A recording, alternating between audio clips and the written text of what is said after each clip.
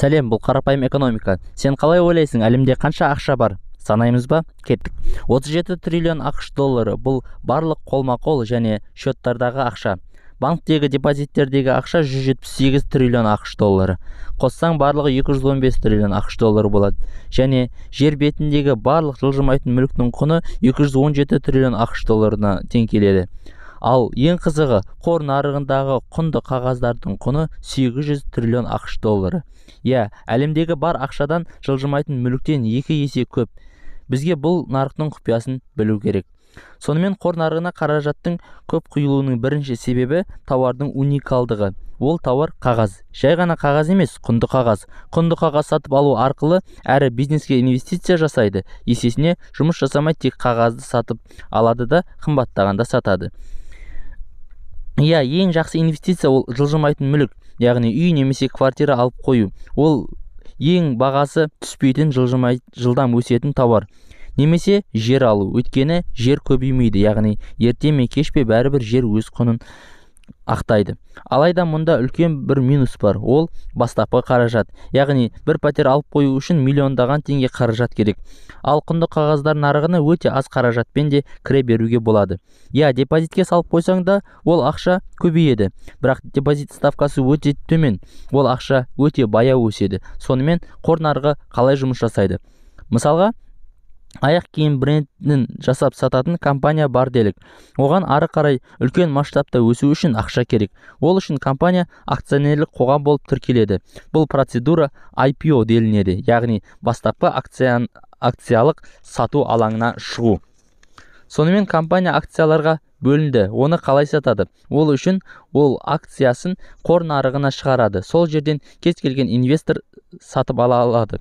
Сонда қор биржасы бұл магазин. Ол жерде компаниялар өз акциясын қойып сатады, ал инвесторлар ол жерден табысты акцияны таңдап сатып алады.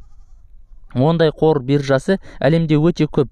Әрілері Нью-Йорк, Сингапур, Токио, Шанхайда. Сондықтан да компания қандай биржаға шығатын өзі біледі. Сауда бар жерде пысықайлар мен делдалдар жүреді.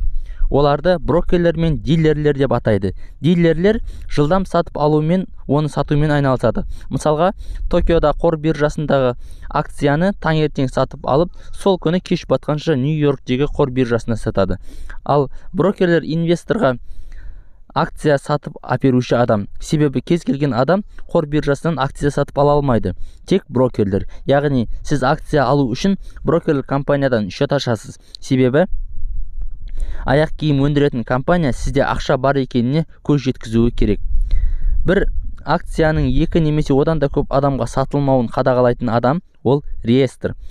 Ол әр сауданы тіркейді және электронды форматта өтеді. Инвестор қолына сол моментте ештеңе алмайды. Оны фиксация жасайтын депозитарий бар. Сонымен мен акция сатып алғым келеді. Ол үшін брокерлік компаниядан счет ашып, ақша саламында қор биржасынан өзіме қажетті компанияның акциясын алуға өтініш жасаймын. Реестр компания рас компания ма, оның акциялары өзіне тиесілі ма, және менде шын мәнісінде ақша бар ма, соны тексереді. Менің ақшамды алып компанияға береді. Ал мен сатып алған акцияны маған беріп, оны тіркеп, қосымша депозитарийға тіркеп қояды. Болды, енді менде аяқ киім компаниясының акциясы бар, және енді оны бәрі біледі. Алайда көбіне акционерлер компания жұмысына араласа алмайды, тек өз табысын ғана алады. Енді қор биржасы туралы білетін болдыңыз. Қарапайым экономика арнасына тіркеліңіз, лайк басыңыз. Сіздің қолдауыңыз біз үшін маңызды. Әр қазақ экономикалық сауатты, бай, қуатты болсын.